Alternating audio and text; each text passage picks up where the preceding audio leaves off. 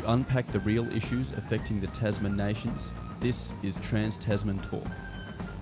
Jointly produced by the Unshackled.net and rightminds.nz. Now here's Tim Willems in Australia and Dewey DeBoer in New Zealand.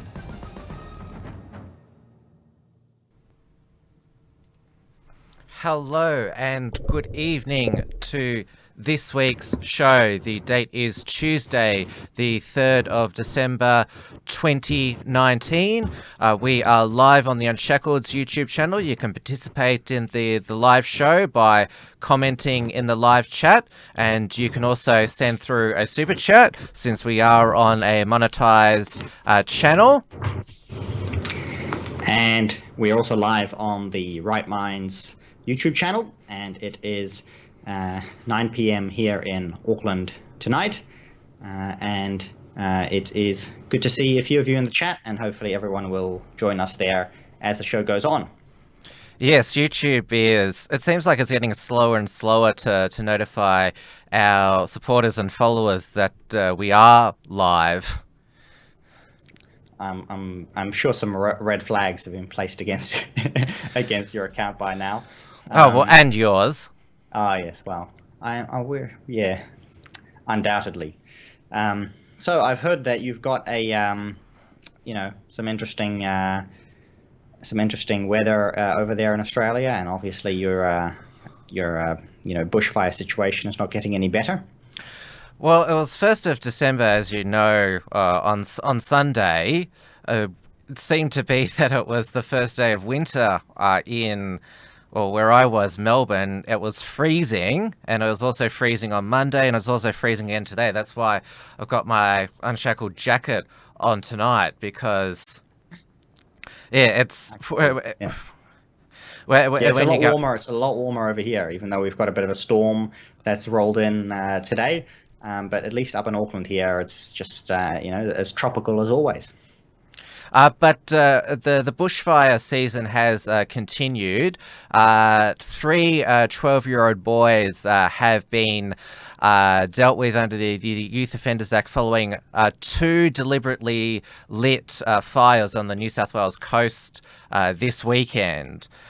So we're being told, of course, that it's because of climate change, these bushfires.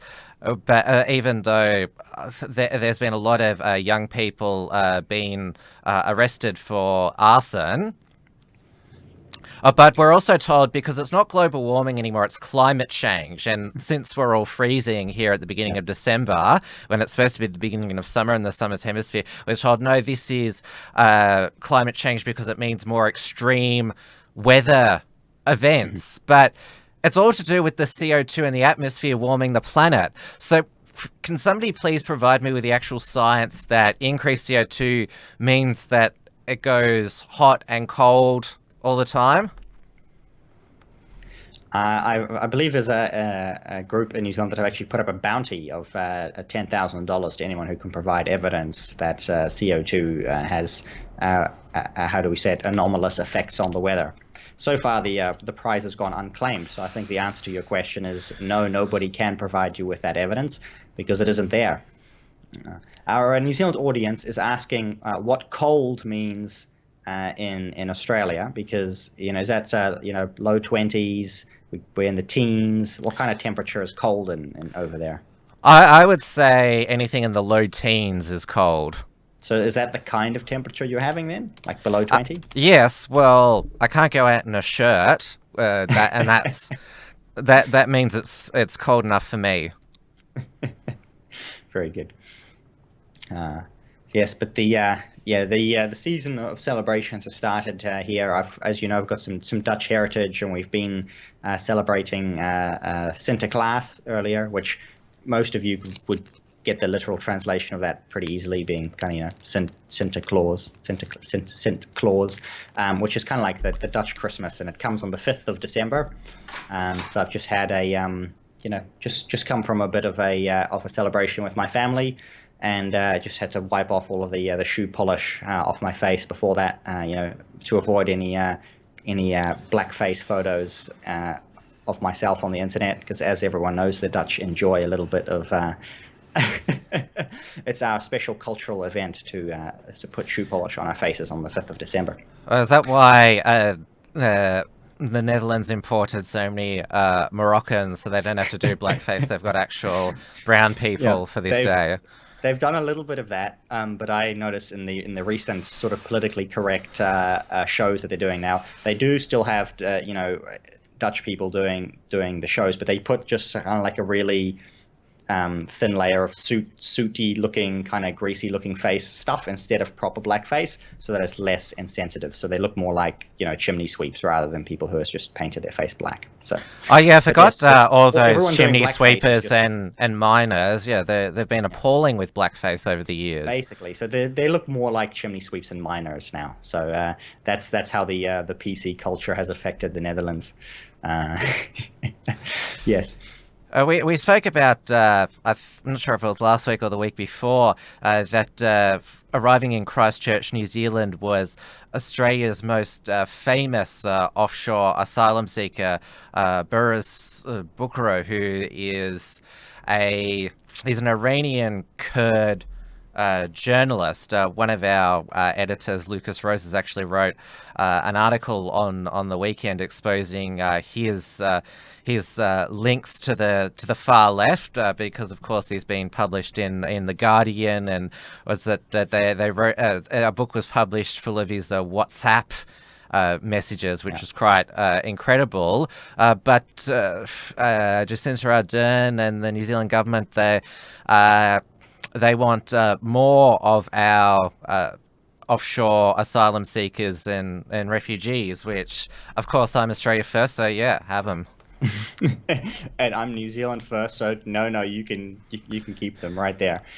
Which, yes, sadly, that is one of the news items this week, is that there is currently a deal being discussed between Jacinda and Scott Morrison, that we could be seeing the refugees held in offshore detention and facilities could be sent to New Zealand, which is something that Australia has resisted, because New Zealand is a back door into Australia, so you'll just get them a couple of years later. But we shall see if this deal develops as they're promising it will develop. But that will see all of the Nauru and I forget the other place, Manus Island refugees coming to New Zealand, which is something that New Zealanders are going to love to hear about. You'll send them to Stewart Island. It's a little bit too cold down there in Stewart Island, and that's the issue, is that they make their way over to Australia, of course. So this is why I think the deal was not quite a done deal, because hopefully you still have enough senators and MPs in Australia to stop a deal like this. And we are still not sure. So apparently, Peter Dutton is involved in the discussion, and he's not really telling us what's going on. So we have yet to see who wins this one, but I'm hoping that Australia wins this, because if Australia wins this, then New Zealand wins as well, in terms of blocking the deal, blocking Jacinda from having this deal.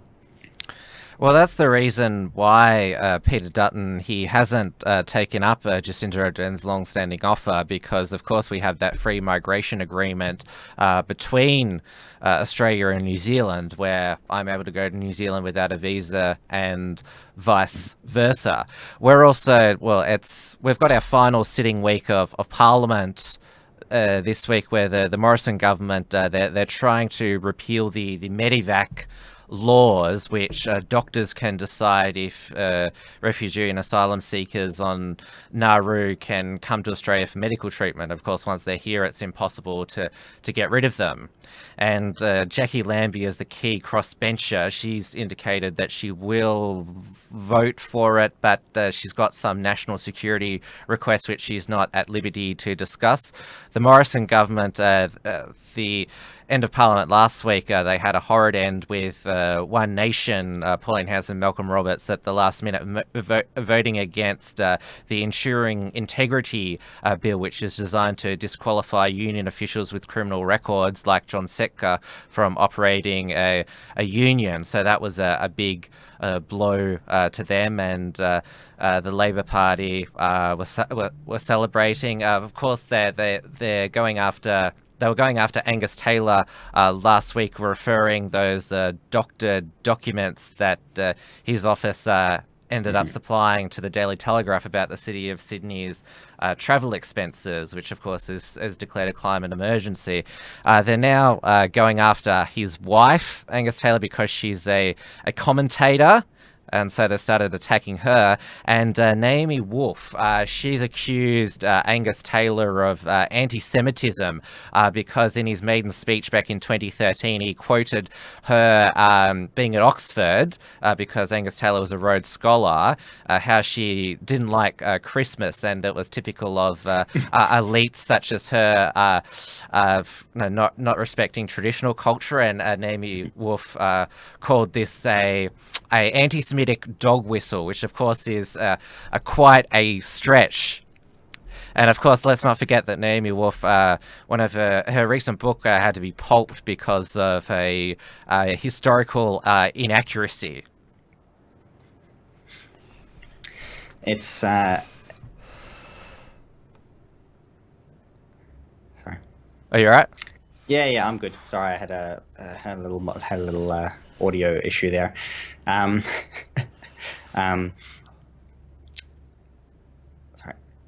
Yep, I can hear you fine. Oh, okay, very good. Yeah. Excellent. We've got developments on the issue around the how we say it, speech policing happening in New Zealand as well. At the Labour conference over the weekend, Andrew Little has declared that we need to signal in our laws what is acceptable and what is not acceptable. So signalling that there will be actually a change in our laws to stop any kind of dog whistling from happening as being totally inappropriate under New Zealand law. And that's something that he's been pushing for a little while. Since when was this? This was just over a year ago in front of the Human Rights Council at the United Nations. He said that he would be reviewing the Human Rights Act with the specific intention to amend the discrimination provisions to criminalize speech that would be considered to be offensive or degrading to minority groups. He specifically mentioned in the clips that I saw religious vilification and also on the grounds of sexual orientation. So what if Muslims say something homophobic and some gays say something that's Islamophobic? Because that's happened in the UK before when two of these groups criticised each other, and there was an investigation into both of them for their phobic comments. Yes, you will find out who ranks higher on the intersectionality hierarchy when things like that happen. But that's obviously one of the pitfalls of this hate speech legislation is what happens when one minority group is pitted against a different minority group. And I think we've seen cases in the UK where both have been prosecuted. It depends on who's determined as the aggressor, and then they're usually taken care of. Or who's got the most privilege points. That seems to be like the actual... Yeah, that helps a lot. Yes. Now, last week I spoke about a joint 960 minutes Fairfax investigation into more Chinese foreign interference in Australia. They spoke with a alleged Chinese spy defector, Wang Lingguang. He he's only 27, but he claimed he was involved in foreign interference operations in Hong Kong, Taiwan, and also with pro-Hong Kong democracy student groups in Australia. And it seemed that he'd done quite a lot for a young person, and he wants political asylum in Australia. And so the security agencies in Australia, they said that at most he was just a low-level intelligence operative, and obviously embellished his experience for television, and also to strengthen his asylum claim. China has said that, he's a liar, he was convicted of fraud in 2016. The most likely truth of this matter is that, because basically a lot of these intelligence agencies, they don't necessarily recruit the best potential spies. It's people that they can easily influence, blackmail, those who are vulnerable, such as, he was caught afoul of the law, allegedly, according to records produced by the Chinese government. And of course, when you have something over somebody, you can make them do things like that. And that was allegedly the case with, the Mandarin candidate who mysteriously died earlier this year, Nick Zaheng, the car dealer who was allegedly offered $1 million to run in the inner Melbourne seat of Chisholm, with a high Chinese Australian population. So it's obviously clear that Chinese people who, whether they be in China or Australia, if they're seen to sort of be vulnerable in any sense, whether financially, personally, criminally, then they're an obvious target for foreign actors to try and get them to do things.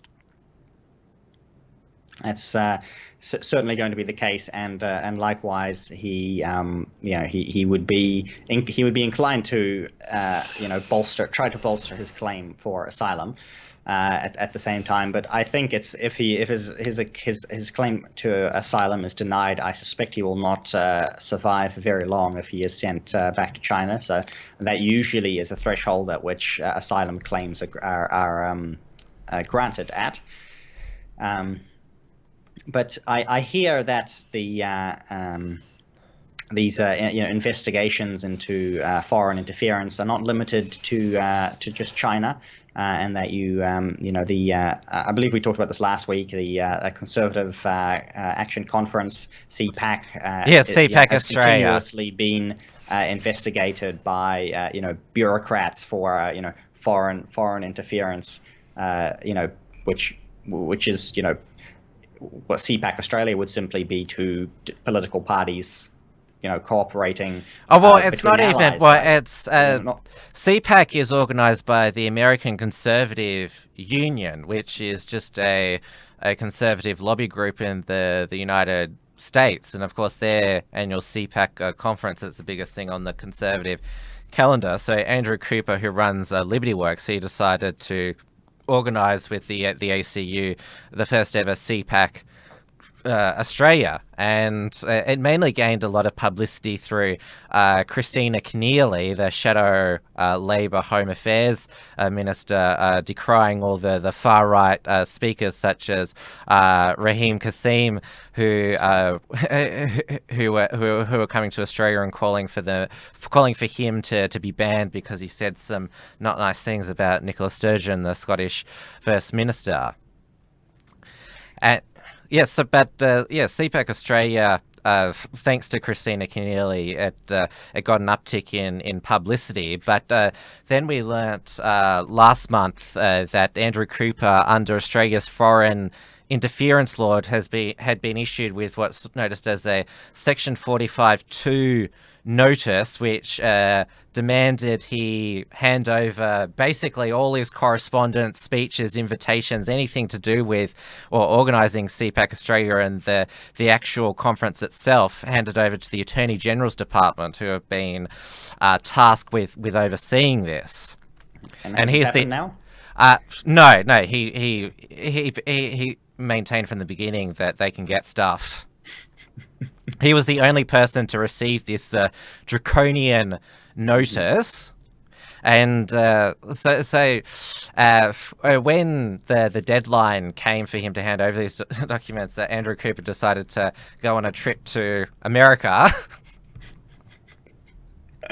to avoid arrest. He's back now, but he wasn't greeted at the airport by AFP officials. But when the Attorney General Christian Porter discovered that this was going on in this department, because they issued a foreign interference notice to Tony Abbott as well, because he was speaking at this conference, a former Australian Prime Minister, and they also wanted to inquire because he spoke at a population demographics summit in Hungary at the invitation of Viktor Orban, that country's Prime Minister, or he's decided the latest thing that he's done, which has triggered people, is withdraw Hungary from Eurovision for being too gay.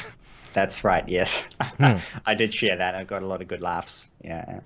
Yes, so it was revealed by the Institute of Public Affairs, which is a Melbourne free market think tank, along with the Australian newspaper, that this wasn't just some rogue bureaucrat who's issued this notice. There was apparently an 8-person team in the Attorney General's department investigating CPAC Australia for 7 months and compiled 1,300 pages of documents. That's how dedicated they were to finding out the extent of the foreign interference by the United States, who are our greatest ally. And was it UK with several UK conservatives, including Raheem Kassam, would have come over as well. So Nigel Farage was the keynote international speaker. So you're being investigated for inviting political commentators from the mother country over, and then you get investigated for foreign interference.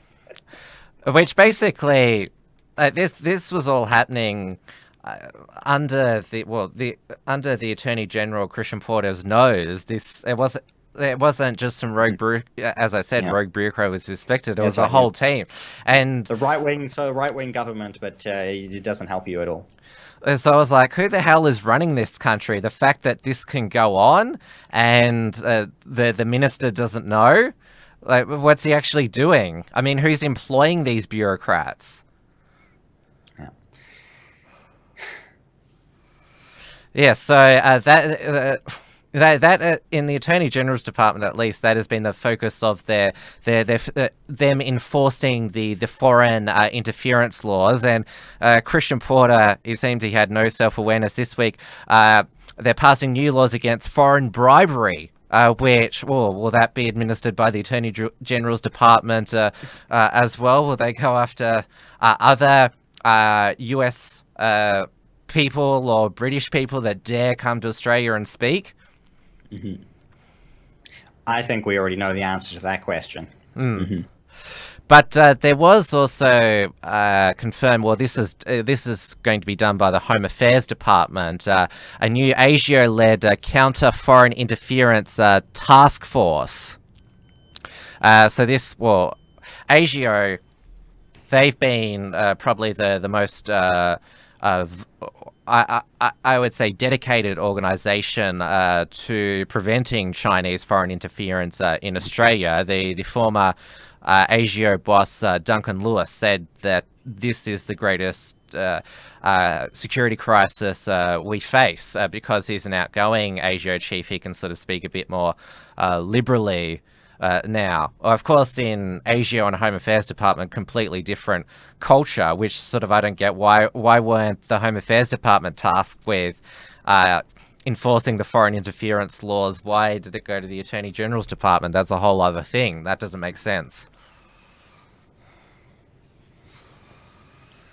As they say. Yes, it's kind of baffling, but at the same time, you sort of know what's going on behind the scenes there, and you kind of you've got some entrenched bureaucrats with certain political leanings who will be pushing for the outcomes that they want, because as we talked about last week, is in most cases it's the bureaucrats that are running the country.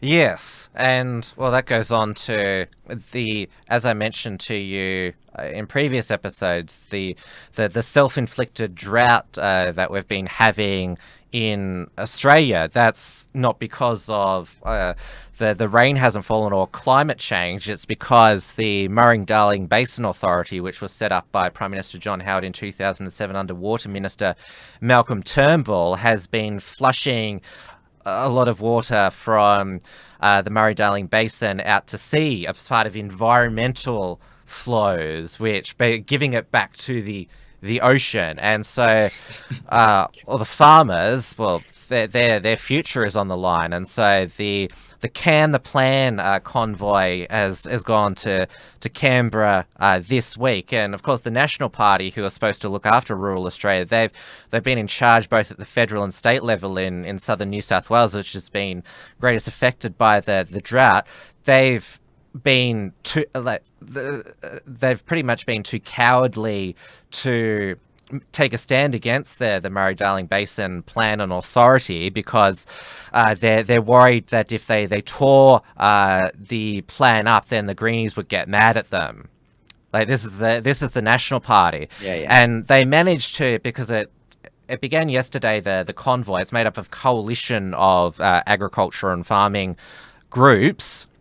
Basically, because they did take their message to Canberra, it was too big to ignore from the mainstream media and the politicians, and so Michael McCormack, the Federal Nationals leader and Deputy Prime Minister, was forced to come out and hear from the farmers. And you just think, how piss weak are you that you're supposed to be representing rural people, and it's totally within your power to dismantle this Murray-Darling Basin Authority, tear up the plan, and yet you're too cowardly to do that, stand up for your constituents, and you've hid from them for the past 3 months. I mean, it's staggering, because you're too scared that the Greenies or the environmentalists will say something bad about you, or the media might get their knickers in. And they even also went to the National Farmers Federation, which is supposed to be a farmers lobby group. Their solution to the drought is to help farmers off the land, so basically to assist them in giving up. So it's anger has boiled over, and I think it's had the effect of this Can the Plan convoy of scaring the politicians, because it seems that's the only time that they act, is when they're sweating. Absolutely. And speaking of sweating politicians and so on, we have had an update in the youth labour sexual assault case that we actually talked about in our first show just over 3 months ago. And this happened last year, and the trial has been ongoing, and it's wrapped up this week, and his he has been let off, discharged without conviction.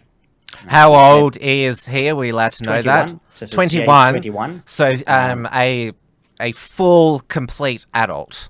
Yes, and I'm going to double check his age in here quickly for you if I can find it. But it was 21 from memory. So he basically groped 4 different people. He did a plea bargain where he pled guilty to 2 of these cases against 2 men, and the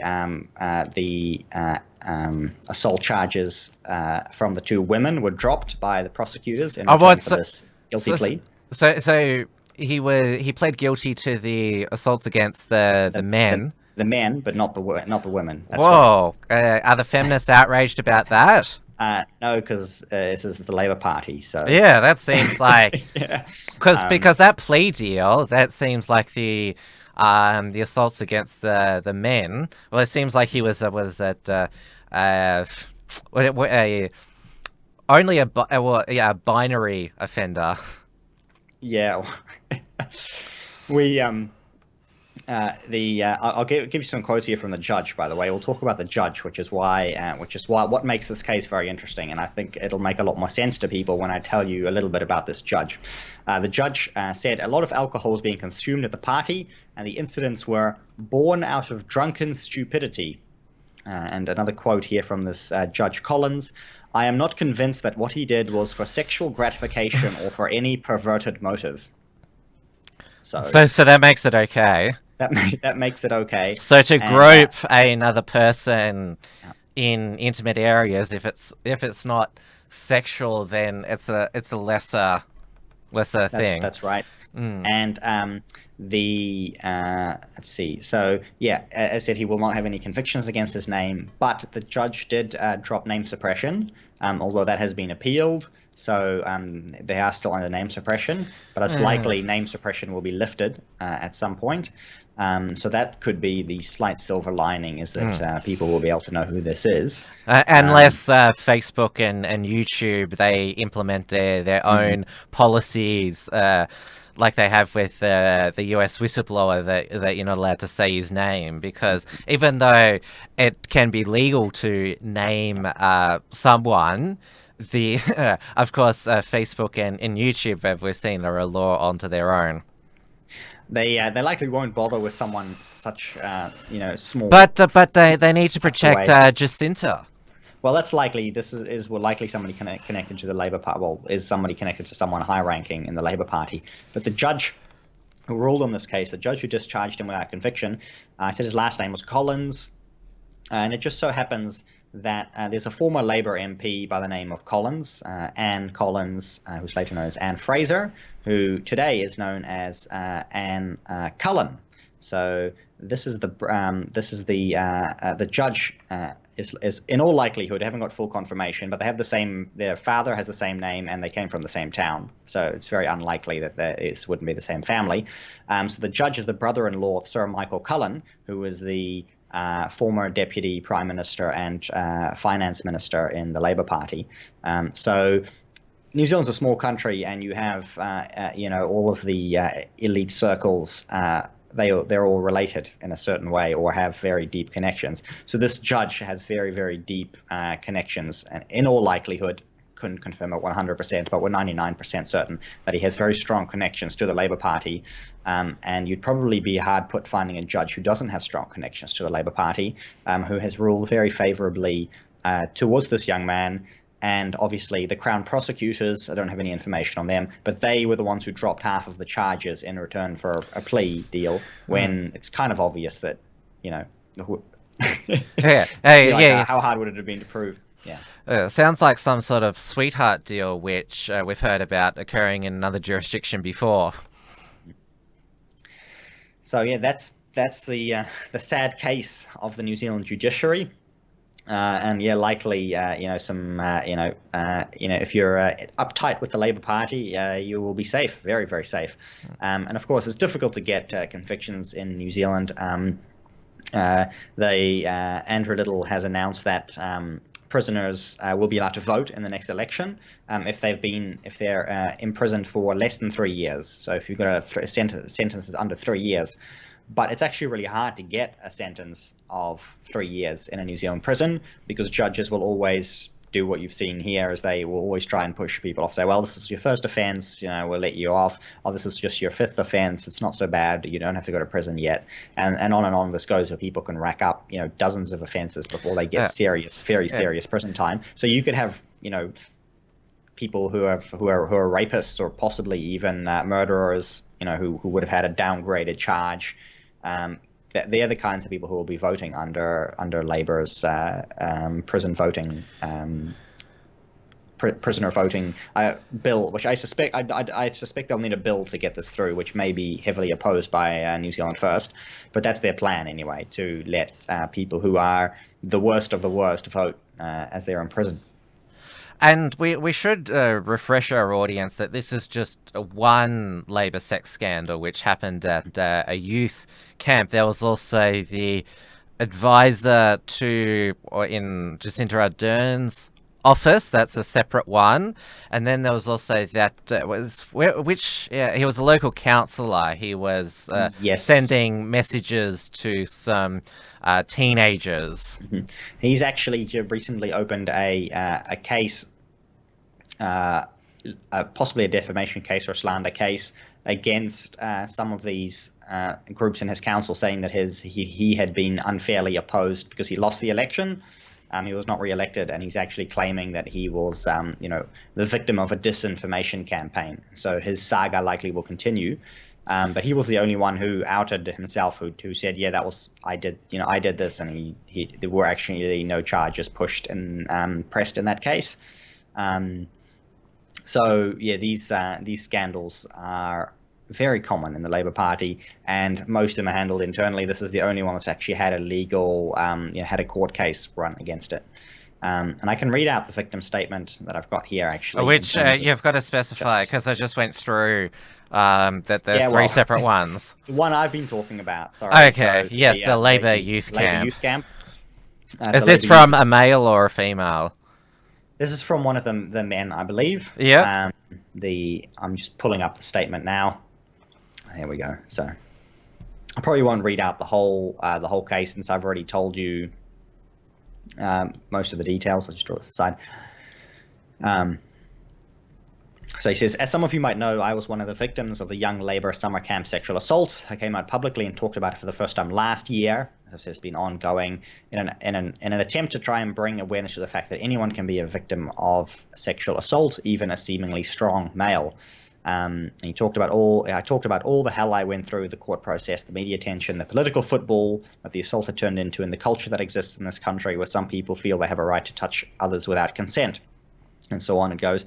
And he details here the plea bargain that I've already talked about, and so on. And he then goes on to say, this is why we have a culture of sexual assault in this country. This is why we have a rape culture. This is why we have young men who are willing to go around and do what they want without any consideration of others. The justice system has failed me. The justice system has failed the other three victims. The justice system has failed the 98 out of 100 people whose victimhood of sexual assault end without a conviction. And so on. He says, I'll skip ahead to the end again. He says that this is a long and ingrained culture where these actions can be defended not only by the perpetrator but even by the judicial system itself. I have lost all faith. That's the end of his statement. Obviously, he's saying this is a culture of sexual abuse in New Zealand, which he's probably not entirely wrong about. But yeah, who's failing? Who has failed these four victims, and that's the judicial system is so weak and so focused on the perpetrators that it tramples over victims. And of course, this culture that he talks about, we know where it's most prominent in New Zealand as well. Well, yeah, the male feminists of the Labour Party. Well, the Me Too movement in Australia, this was supposed to, because what's going to air at the moment is the Silent No More 3-part documentary on the Australian Me Too movement. It was supposed to be groundbreaking documentary production by former TV newsreader Tracy Spicer, who sort of she's now known as a anti-sexual harassment campaigner. So she encouraged women to contact her with their Me Too stories, and BuzzFeed Australia did an investigation a few months ago that she hadn't got back to a lot of the women. Southern Pictures, who produced this Silent No More documentary for the ABC, they sent out an advanced preview to the media where they showed Tracy Spicer reading the emails, but didn't blur out the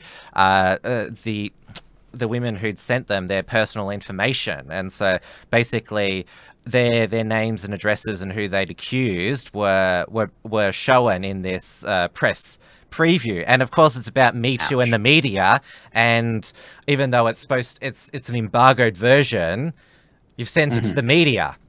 And exactly. So this was a big deal. Trustworthy people on the planet. Yeah, 3 women had said how betrayed they felt by Tracy Spicer. She said it wasn't her fault. It was the the documentary producer Southern Pictures who'd done this, and Spicer's lawyers wrote to these three women who spoke out, claiming that they had defamed Tracy Spicer, and her lawyers demanded that the women publish an apology to our client, agree to pay legal costs in the sum of $1,500. And Tracy Spicer in the past had said that defamation laws had been used to silence sexual harassment and assault victims. And so she's these women who she encouraged to write to her with their stories. She, whether directly or indirectly, has betrayed their confidence, and now she's like, "Oh, I'm gonna sue you." She's claimed, Tracy Spicer, that it was the intention of these letters was to clarify misinformation. I guess that's why you demand $1,500.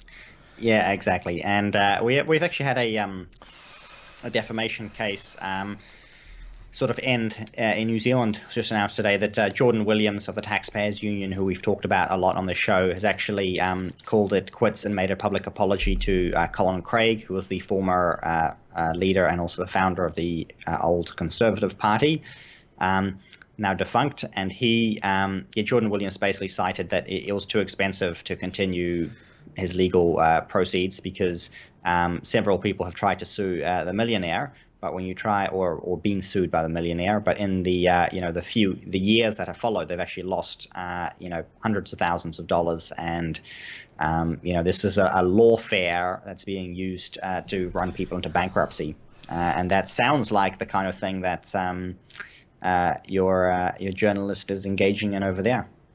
Yes, so it's certainly overshadowed the impact that was intended by this documentary. But speaking of sexual misconduct news, former Australian Prime Minister Tony Abbott has come under fire for visiting his friend George Pell in prison in Melbourne, because at the moment George Pell, his appeal will be heard by the High Court next year, but he's still a convicted pedophile over the sexual assault of two choir boys in 1996. Abbott was interviewed by 7 News outside the prison. He said, "Look, I was simply visiting a friend, that's all." And so obviously people have said, "Oh, you visited a pedophile," but obviously Tony Abbott believes that George Pell is innocent. He was convicted based on the sole testimony of the sole survivor of the pair. Yes, but obviously this is it's incredibly divisive in Australia. There's basically people who think that he's guilty of sin and he should be, well, they reckon he should be strung up from Federation Square. That's some of the comments you see on Facebook. And then of course there's other people who say he's completely innocent. He's basically being hung for the sins of the Catholic Church because he's the most high profile in Australia. So the High Court will hear his appeal probably in February, March next year. Yes, from what I saw from the case, is indeed that the evidence was there was no evidence, and that makes it hard to run a court case, and it did sound like he was convicted based on like you said, the sins of the Roman Catholic Church. They decided to hang that on him, where they did not actually have any evidence, with regards to him having done anything wrong himself. The other bit of sex news that I have, this is consensual sex, but LNP MP George Christensen, he represents the electorate of Dawson in central Queensland. It was revealed late last year that the federal police, Australian Federal Police, were investigating whether he could be compromised because he'd taken 28 trips to the Philippines in a 4-year period, almost 300 days in total, he met his now wife over there in 2017. They married recently, and of course the implication is the insinuation was that he if he was spending so much time in the Philippines, or then he must be up to something, given the reputation of a lot of male tourism to the Philippines. We did talk about the Philippines in last week's show in a very negative way. But George Christensen, the 9 News, Sydney Morning Herald, The Age, the Fairfax papers, they've alleged that Mr. Christensen visited an adult bar called Ponytails in the Philippines, and they've got a bartender called Marjorie Latham said that he was always very good. He was a big spender, so basically saying that, yeah, he was a regular client at this bar. He was nicknamed earlier this year the member for Manila because of the amount of time that he'd spent. And Scott Morrison and Michael McCormack basically said he's grounded from travelling to the Philippines. This all broke before the election, but because George Christensen's electorate of Dawson is right next to the Adani coal mine, he got a 10% swing to him, which shows that the voters of that seat, they didn't care what he got up to in the Philippines. They wanted jobs in central Queensland. But obviously the media is still pursuing this story, and George Christensen is considering his legal options. But to me, obviously, people have their own views on sexual morality, but it was consensual adult sex for a fee that he is alleged to have engaged in, and as I mentioned, his voters didn't care. But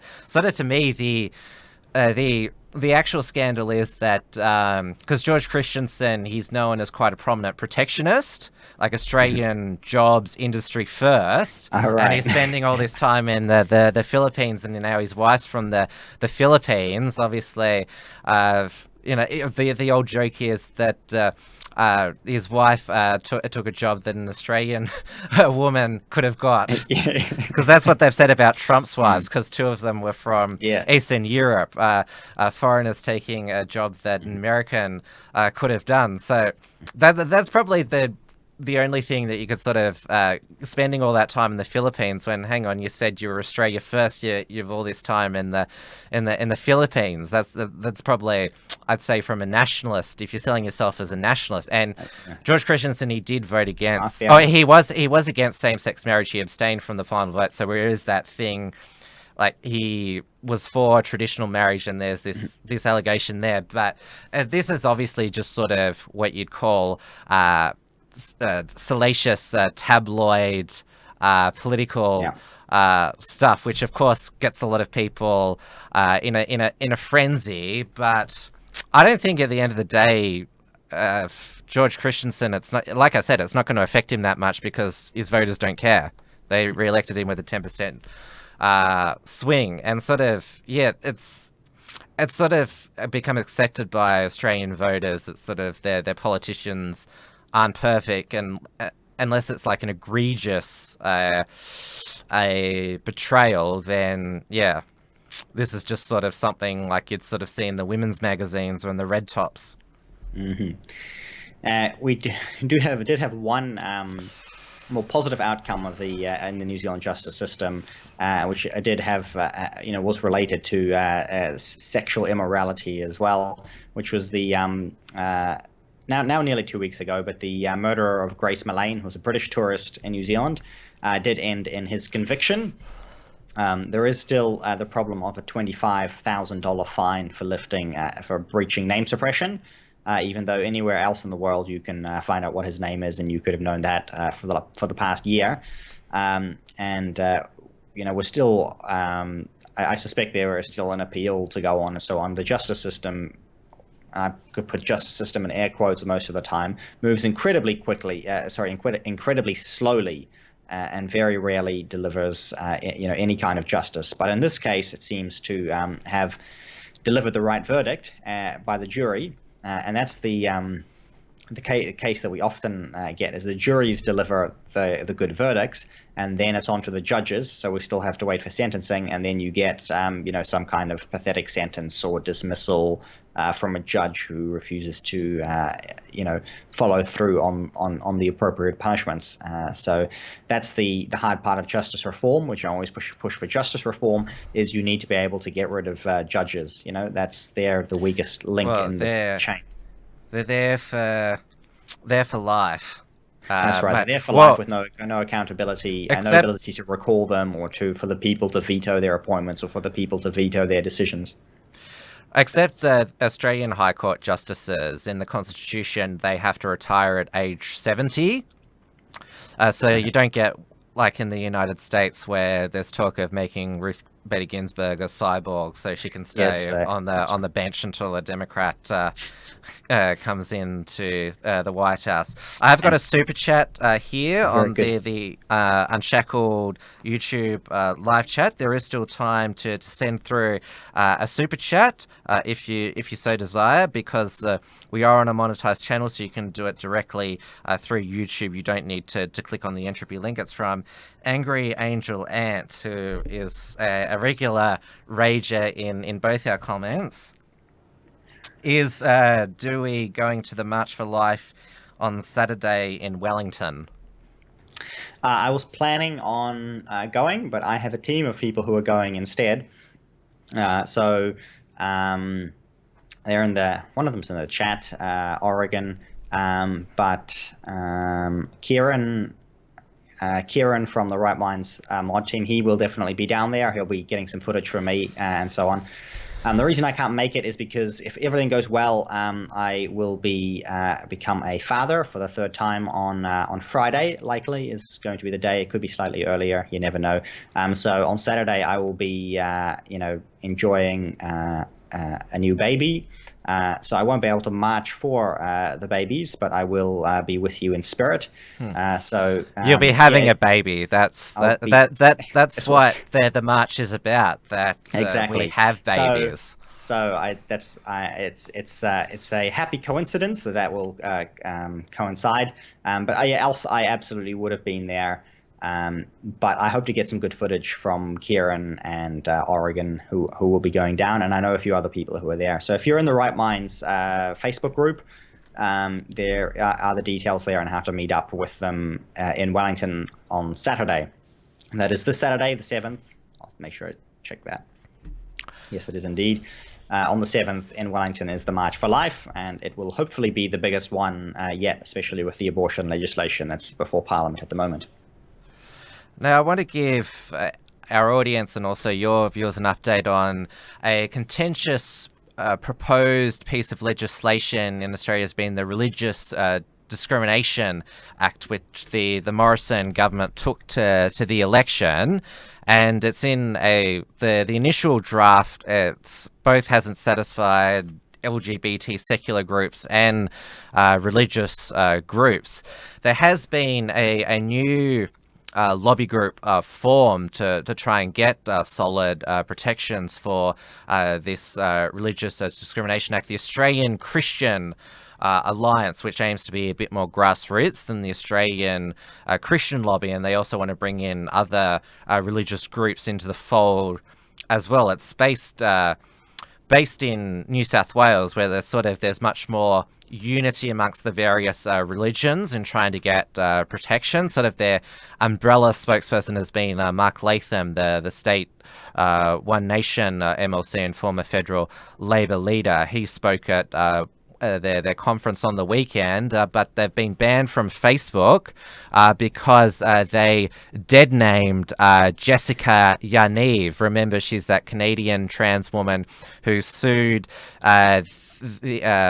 I think it was about 2 or 3 waxing salons for refusing to wax her balls. They dead named her, which of course is, well, that's hate speech. That's what we would call it, intimidation.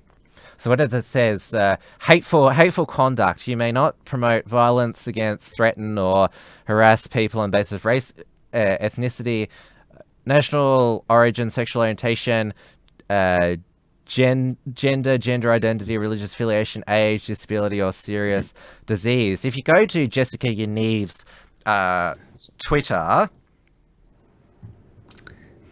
that If you go to his Twitter. yes. No, misgendering or dead naming on this show. Do you want to get us banned as well? Well, if we need to come up with some kind of code. Yes, but Jessica Yaniv, this is why I always maintain on using their preferred pronoun and their name that they give me. Jessica Yaniv has alleged discrimination against a gynecologist, saying that they're not accommodating trans women now, because of course if you've studied gynecology, you're totally qualified to inspect what a trans woman has down there. Yeah, that's I believe that his last lawsuit was thrown out. Yes, or yes. His last complaint was thrown out. I think this one sounds like it's going to go even worse, which is good. Yeah, there have been several interviews with this particularly unsavory individual where they have been exposed for all of the all of the disturbing things that they're behind, which I believe include pedophilia as well, based on some tweets. Or asking young girls about their sanitary managing right. their periods and things like that. Really creepy stuff. Yeah. So. Yes, that's the world that we live in now, and it's today's story was from the UK. Was that these transgender parents were announced that their 5-year-old son or daughter, I didn't read which one, is now transitioning to be trans as well, so that they're going to be an entirely trans family. And all of this kind of disturbing sickness will continue to infect, our societies until we decide to put a stop to it, which does not seem to be in sight at the moment. But there is still hope. There are many other countries that have turned around, especially in Eastern Europe, and I think we're heading down the sort of the dark. We're in the darkest path at the moment culturally. But we are an anomaly, and so we will course correct very soon, I hope. That was just horrible hate speech there, Dewey. But you're not the only one who has been into trouble for it, because we've had some young LNP in Australia, and also some young nationals in New Zealand who've been in trouble for hate speech, which basically means saying things that you're not allowed to say, or agreeing with things that you're not allowed to say. In the past 24 hours, 2 members of the young LNP, which is the Queensland Liberal National Party, they've been named and shamed on social media because the Gold Coast Young LNP, they released a video. They were interviewing schoolies about political issues, which I think the premise of the video was pretty silly to begin with. I mean, if you're going to interview young people about politics, I don't think you're going to get the best answers when they're out at schoolies and basically are consuming whatever. So yeah. One of the producers of this video was a boy by Barclay McGain, and he, the most controversial part of this video, he was interviewing, one of the people that he was interviewing just happened to be a young LNP volunteer, Jake Scott, and this is what happened here. I'll just play this for you now. Personally, I'm fed up with having all these sports stars stand out on our stages and not sing the national anthem. They're putting our Australian jumper on. They're going to sing the anthem. I mean, we got to stop celebrating a culture that couldn't even invent the bloody wheel, for God's sake. We got to stop celebrating a culture that couldn't even invent the bloody wheel, for God's sake. We got to start enjoying and living in Western culture. So he's obviously referring to Aboriginal culture there, and he is factually correct that Aboriginal Australia before European settlement didn't invent the wheel, but that sort of fact is offensive. And of course, Barclay, who was holding that was Jake who made the comment, and that was Barclay who laughed at it. So it lasted about 3 hours on Facebook, this video. But what I played for you was all the other political youth groups ripped that video and reposted that comment, and now they face disciplinary action for speaking such offensive and racist language. Yes, the hate facts that we're getting out of young people these days are getting out of hand. If we we need better algorithms and better laws to make sure we can shut these people down so they stop saying these things. Because I'm sure that repression is the best way to to deal with this. It'll never happen again if we can just repress it. And also, I heard that you've got a 17-year-old running for. Well, I suppose they'll turn 18 by the time of the election next year. And. I'm just bringing this up. Yeah, I'll National Party. You can bring up the picture. So his National Party candidate, his name is William Wood, and he's running against. Oh yes, here we are. Here, William Wood removes social media photo of hand gesture adopted by white supremacists. They blurred his friend who was holding up the OK sign. And he's wearing a "Make America Great Again" hat as well. They had to get an official National Party spokesman to come out and say... Spokesman? I believe it was a spokesman. I've actually noticed this in the media recently. They've actually started using the word spokesman and spokeswoman again. Spokespeople. It's happening good. Yeah, it has a spokesperson thing, which I actually is... I should call out the New Conservative Party, because they do this all the time. They talk about their spokespersons, and I have to tell them off every single time, because so you have spokesmen and spokeswomen, and the only time you can have a spokesperson is if you're not really sure what the gender of said person is. But 99% of the time, you are absolutely certain what it is, and so you should use the right word. Yeah. So anyway, they had a national. Where did they have it? So they had an actual official statement being made by a National Party politician. They basically have to say, I don't think this is not a racist symbol. Jacinda Ardern was making this gesture. It's no big deal. And the person apparently wearing the hat and making the symbol was supposed to be representing America. They were supposed to be at kind of a mock United Nations event, and this was supposed to be the American. This was supposed to be the American representative. So I think he did a very good job of that. But it just shows that if you're entering an alleged conservative party and you will do something which is slightly edgy or dare has sort of mass appeal to the youth demographic, then there's no way that that can be stood for. If your opponents call you racist, you must apologize immediately for this alleged racism. But what happened here in New Zealand was that there was no apology. He did take the photo down, which I'm guessing, it could have been some people in the photo who didn't like the attention. It's possible, that's understandable. But yeah, they actually had several people from the National Party come to his defense. Oh, that's good. So he was not disciplined or anything like that. Simon Bridges himself actually defended him, and several other unnamed spokesmen. So it, the New Zealand story here had a happy ending, and your one in Australia did not.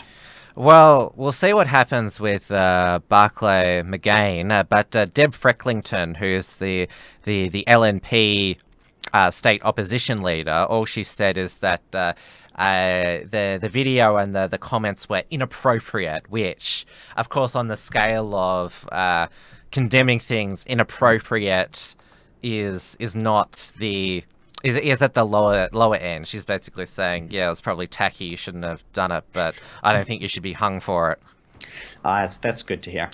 Yes. I did have an entire segment prepared on the gun buyback, gun confiscation failures, and data leaks that have been announced this week. And that's still a developing story. So what I'm going to do is push that over into next week, so that we can wrap this up. But yeah, Jacinda and Stuart Nash, the police minister, the police commissioner Michael Bush, and his deputy Michael Clement have screwed up again, and they're screwing up this buyback.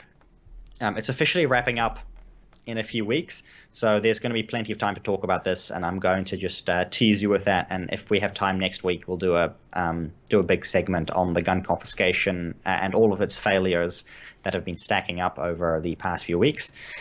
So we can wrap up, as this episode goes up in smoke, with the breaking news from today that we are going to have, we can now read the cannabis legislation that will be up for a vote at next year's election in New Zealand. So next year you will get a say on legal marijuana. And the legislation is a whopping 62 pages long. And it's not even all of it yet. This is just an early draft.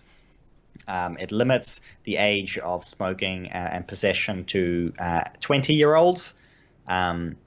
Which I'm still not sure why they pick 20, because I'm always one for having an actual reason behind why you pick a year. Yes. Everything is 18 in Australia. And same thing in New Zealand. It's 18 is the age of adulthood. If you're going to have a substance, you should restrict it to the age of adulthood.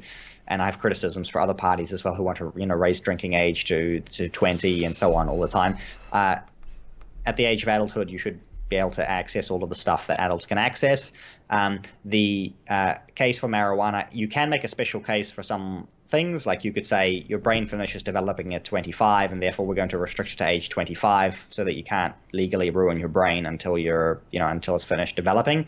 Because apparently marijuana is less problematic, is less damaging past the age where your brain is fully developed. But they've picked 20, I suspect, for in purely political reasons.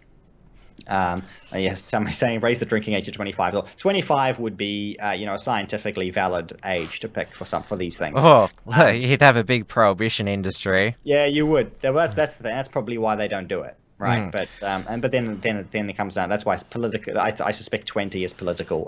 18 would be more consistent. You can have 14 grams of personal possession, and you can grow 2 plants in your own house. And each household is so that's per person. Each one would be limited to a total of 4 plants. So if you're married with kids, you can have 4 cannabis plants in your household, and you can sell or buy or sell up to 14 grams a day. So we'll be getting New Zealand will be getting stoned next year. Basically, that's what's going. That's what seems very likely.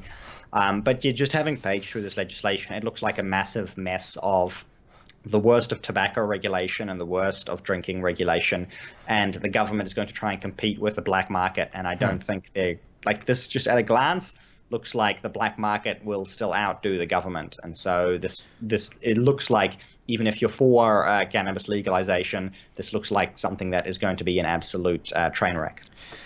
I saw Daisy Cousins' post on Twitter, one of Australia's anti-SJW YouTubers. She's over in California at the moment. She said seeing all the people stoned and smoking on the street, it makes her want to support prohibition. But of course, in California, they do any type of vice to excess. You could do a whole show on basically the decadence in California. So I wouldn't take their marijuana legalization experiments into other places. But your first mistake, Daisy, is going to California. And in New Zealand, I think 40 to 50% of the population has admitted to smoking weed at some point. So I'm not sure that there's going to be any increase or decrease in the damage.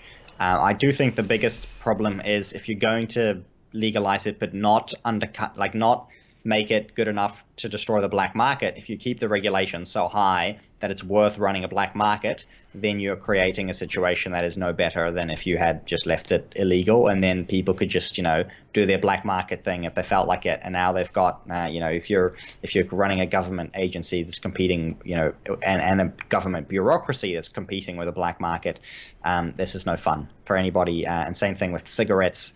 Tobacco regulations and price hikes have led to, the increase in robberies of dairies, increase in people, innocent dairy owners being, beaten half to death and so on.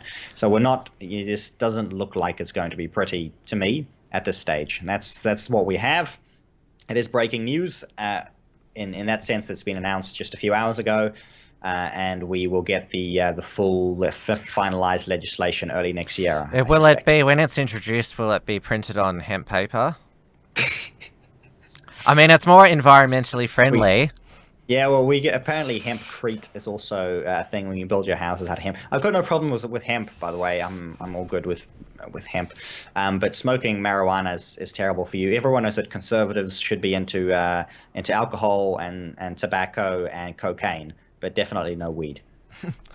All right, we best wrap it up now. Of course, you can view the replay not just on the Unshackled's YouTube channel, but it's also on my Wilmsfront podcast feed, which we can get the links to at timwilms.com. That also has my own social media links, and of course, my archive of Wilmsfront episodes. I'll be back with Wilmsfront tomorrow night, Wednesday, 7 p.m. Melbourne time on the Tim Wilms YouTube channel. And then, of course, after that is Dear Bell Trans weekly live stream. And then on Thursday, it's the ever-popular Uncuckables program, 8:30 p.m. Melbourne time on its dedicated channel. And, of course, keep checking the unshackled.net on a regular basis. We've still got regular content being posted. And, of course, if you want to support the work of the Unshackled, apart from sending in a super chat on this show, you can go to the unshackled.net/membership, the unshackled.net/donate. And, of course, we are on Patreon, YouTube, and Subscribestar. And you can find me on rightminds.nz. You can go to /donate if you want to support me directly. The show is also goes out on the bfd.co.nz. So thanks to all of the BFD viewers who were in the chat tonight. And it's good to see that the chat has been active. And thank you to everyone who watches the show, who likes it, shares it, and supports us in even the smallest way. We really enjoy doing this show, and we will be, in all likelihood, back next Tuesday at 9 p.m. New Zealand time. It's possible there are complications at my end, but... Well, I hope there's no actual complications, as in, I hope the birth is as smooth as possible. Yes, exactly. So if everything goes as it should, as planned, then I'll be back next Tuesday. All right. Thank you, everyone, for watching. See you next week. See you all next week.